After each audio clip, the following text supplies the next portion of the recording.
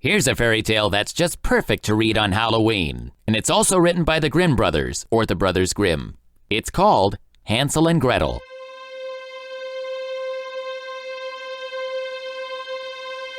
Hard by a great forest dwelt a poor woodcutter with his wife and his 2 children.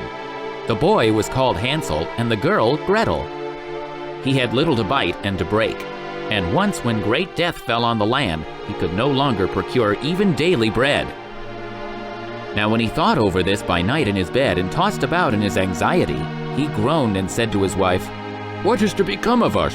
How are we to feed our poor children when we no longer have anything even for ourselves?" "I'll tell you what, husband," answered the woman.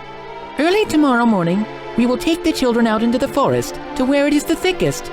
There we will light a fire for them and give each of them 1 more piece of bread. And then we will go to our work and leave them alone. They will not find the way home again, and we shall be rid of them." "No, wife," said the man, "I will not do that. How can I bear to leave my children alone in the forest? The wild animals would soon come and tear them to pieces." "Oh, you fool," said she. "Then we must all 4 die of hunger. You may as well plane the planks for our coffins." And she left him no peace until he consented. "But I feel very sorry for the poor children all the same," said the man.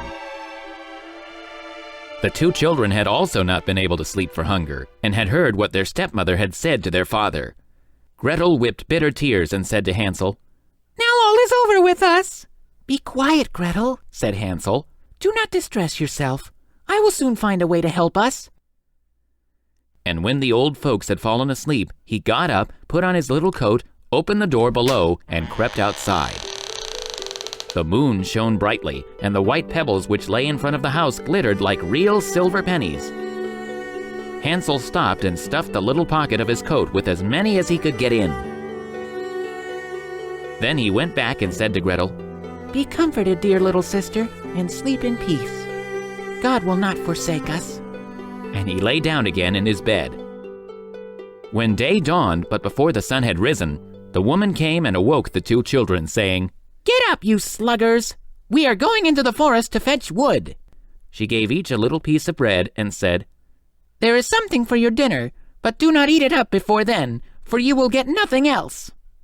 Gretel took the bread under her apron, as Hansel had the pebbles in his pocket. Then they all set out together on the way to the forest. When they had walked a short time, Hansel stood still and peeped back at the house, and did so again and again. His father said, "Hansel, what are you looking at there and staying behind for? Pay attention and do not forget how to use your legs." "Ah, father," said Hansel, "I am looking at my little white cat, which is sitting up on the roof and wants to say goodbye to me." The wife said, "Fool, this is not your little cat. That is the morning sun which is shining on the chimneys." Hansel, however, had not been looking back at the cat, but had been constantly throwing one of the white pebble stones out of his pocket on the road. When they had reached the middle of the forest, the father said, "Now, children, pile up some wood, and I will light a fire that you may not be cold." Hansel and Gretel gathered brushwood together, as high as a little hill. The brushwood was lighted, and when the flames were burning very high, the woman said, "Now, children, lay yourselves down by the fire and rest. We will go into the forest and cut some wood. When we have done, we will come back and fetch you away." Hansel and Gretel sat by the fire, and when noon came, each ate a little piece of bread, and as they heard the strokes of the wood axe, they believed that their father was near. It was not the axe, however, but a branch which he had fastened to a withered tree which the wind was blowing backwards and forwards. And as they had been sitting for such a long time, their eyes closed with fatigue, and they fell fast asleep. When at last they awoke, it was already dark night. Gretel began to cry and said, "How are we to get out of the forest now?"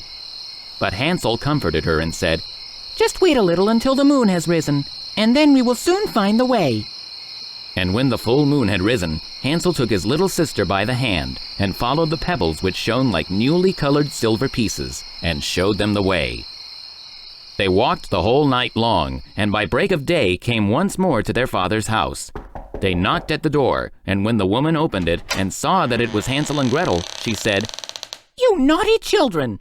Why have you slept so long in the forest? We thought you were never coming back at all." The father, however, rejoiced, for it had cut him to the heart to leave them behind alone. Not long afterwards, there was once more great dearth throughout the land, and the children heard their mother saying at night to their father, "Everything is eaten again. We have 1/2 loaf left, and that is the end. The children must go. We will take them farther into the wood, so that they will not find their way out again. There is no other means of saving ourselves." The man's heart was heavy, and he thought, "It would be better for you to share the last mouthful with your children." The woman, however, would listen to nothing that he had to say, but scolded and reproached him. He who says A must say B likewise, and as he had yielded the first time, he had to do so a second time also. The children, however, were still awake and had heard the conversation. When the old folks were asleep, Hansel again got up and wanted to go out and pick up pebbles as he had done before. But the woman had locked the door, and Hansel could not get out. Nevertheless, he comforted his little sister and said, "Do not cry, Gretel. Go to sleep quietly. The good God will help us."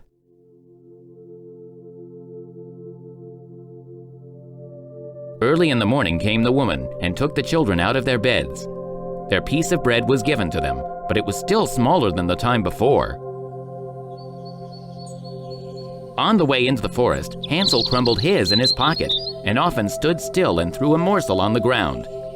"Hansel, why do you stop and look round?" said the father. "Go on." "I am looking back at my little pigeon which is sitting on the roof and wants to say goodbye to me," answered Hansel. "Fool," said the woman. "That is not your little pigeon. That is the morning sun that is shining on the chimney." Hansel, however, little by little threw all the crumbs on the path. The woman led the children still deeper into the forest, where they had never in their lives been before. Then a great fire was again made, and the mother said, "Just sit there, you children, and when you are tired, you may sleep a little. We are going into the forest to cut wood, and in the evening when we are done, we will come and fetch you away." When it was noon, Gretel shared her piece of bread with Hansel, who had scattered his by the way. Then they fell asleep and evening passed, but no one came to the poor children. They did not awake until it was dark night, and Hansel comforted his little sister and said, "Just wait, Gretel, until the moon rises, and then we shall see the crumbs of bread which I have strewn about. They will show us our way home again." When the moon came, they set out, but they found no crumbs, for the many thousands of birds which fly about in the woods and fields had picked them all up. Hansel said to Gretel, "We shall soon find the way." But they did not find it. They walked the whole night and all the next day too, from morning till evening. But they did not get out of the forest and were very hungry, for they had nothing to eat but 2 or 3 berries, which grew on the ground. And as they were so weary that their legs would carry them no longer, they lay down beneath a tree and fell asleep. It was now 3 mornings since they had left their father's house. They began to walk again, but they always came deeper into the forest, and if help did not come soon, they must die of hunger and weariness. When it was midday, they saw a beautiful snow-white bird sitting on a bough, which sang so delightfully that they stood still and listened to it. And when its song was over, it spread its wings and flew away before them, and they followed it until they reached a little house on the roof, of which it alighted. And when they approached the little house, they saw that it was built of bread and covered with cakes, but that the windows were of clear sugar. "We will set to work on that," said Hansel, "and have a good meal. I will eat a bit of the roof, and you, Gretel, can eat some of the window. It will taste sweet." Hansel reached up above and broke off a little of the roof to try how it tasted. And Gretel leant against the window and nibbled at the panes. Then a soft voice cried from the parlor, "Nibble, nibble, gnaw. Who is nibbling at my little house?" The children answered, the wind, the heaven-born wind," and went on eating without disturbing themselves. Hansel, who liked the taste of the roof, tore down a great piece of it, and Gretel pushed out the hole of one round window pane, sat down, and enjoyed herself with it. Suddenly, the door opened, and a woman as old as the hills, who supported herself on crutches, came creeping out. Hansel and Gretel were so terribly frightened that they let fall what they had in their hands. The old woman, however, nodded her head and said, Oh, you poor dear children, who has brought you here? Do come in and stay with me. No harm shall happen to you. She took them both by the hand and led them into her little house. Then good food was set before them, milk and pancakes with sugar, apples, and nuts. Afterwards, 2 pretty little beds were covered with clean white linen, and Hansel and Gretel lay down in them and thought they were in heaven. The old woman had only pretended to be so kind. She was in reality a wicked witch who lay in wait for children and had only built the little house of bread in order to entice them there. When a child fell into her power, she killed it, cooked, and ate it. And that was a feast day with her. Witches have red eyes and cannot see far, but they have a keen scent like the beasts and are aware when human beings draw near. When Hansel and Gretel came into her neighborhood, she laughed with malice and said mockingly, I have them. They shall not escape me again. Early in the morning, before the children were awake, she was already up, and when she saw both of them sleeping and looking so pretty, with their plump and rosy cheeks, she muttered to herself, That will be a dainty mouthful. Then she seized Hansel with her shriveled hand, carried him into a little stable, and locked him in behind a grated door. Scream as he might, it would not help him. Then she went to Gretel, shook her till she awoke, and cried, Get up, lazy thing. Fetch some water and cook something good for your brother. He is in the stable outside and is to be made fat. When he is fat, I will eat him. Gretel began to weep bitterly, but it was all in vain, for she was forced to do what the wicked witch commanded. And now the best food was cooked for poor Hansel, but Gretel got nothing but crab shells. Every morning the woman crept to the little stable and cried, Hansel, stretch out your finger that I may feel if you will soon be fat. Hansel, however, stretched out a little bone to her, and the old woman, who had dim eyes, could not see it, and thought it was Hansel's finger, and was astonished that there was no way of fattening him. When 4 weeks had gone by and Hansel still remained thin, she was seized with impatience and would not wait any longer. Now then, Gretel, She cried to the girl, stir yourself and bring some water. Let Hansel be fat or lean. Tomorrow I will kill him and cook him. Ah, how the poor little sister did lament when she had to fetch the water, and how her tears did flow down her cheeks. Dear God, do help us, She cried. If the wild beasts in the forest had but devoured us, we should at any rate have died together. Just keep your noise to yourself, said the old woman. It won't help you at all. Early in the morning, Gretel had to go out and hang up the cauldron with the water and light the fire. We will bake first, said the old woman. I have already heated the oven and kneaded the dough. She pushed poor Gretel out to the oven, from which flames of fire were already darting. Creep in, said the witch, and see if it is properly heated so that we can put the bread in. And once Gretel was inside, she intended to shut the oven and let her bake in it, and then she would eat her too. But Gretel saw what she had in mind and said, I do not know how I am to do it. How do I get in? Silly goose, said the old woman. The door is big enough. Just look. I can get in myself.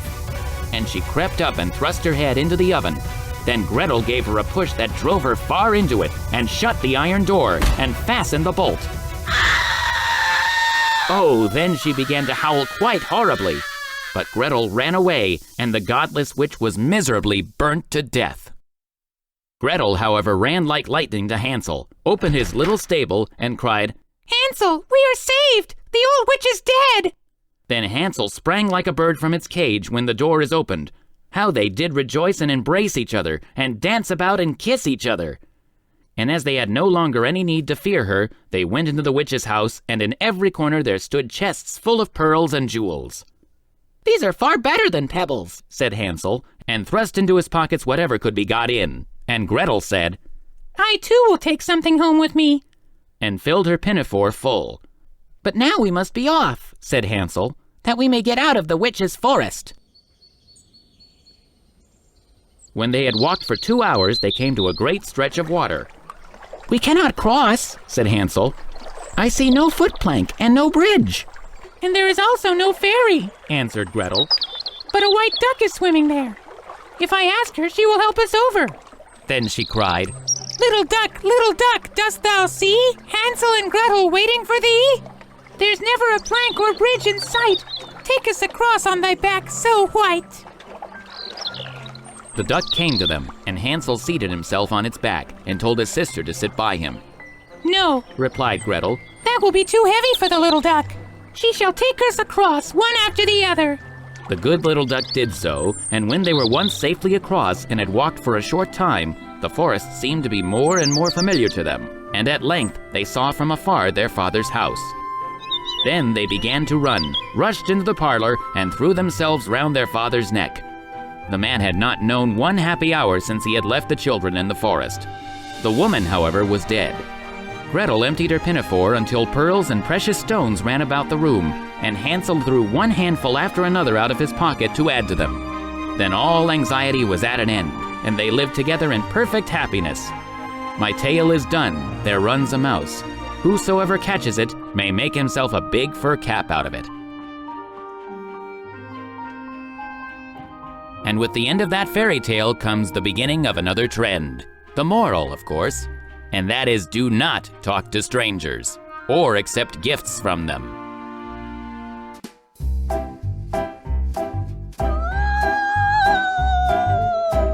If you enjoy great stories like this one, please click the like button and follow Tristan Storytime on social media.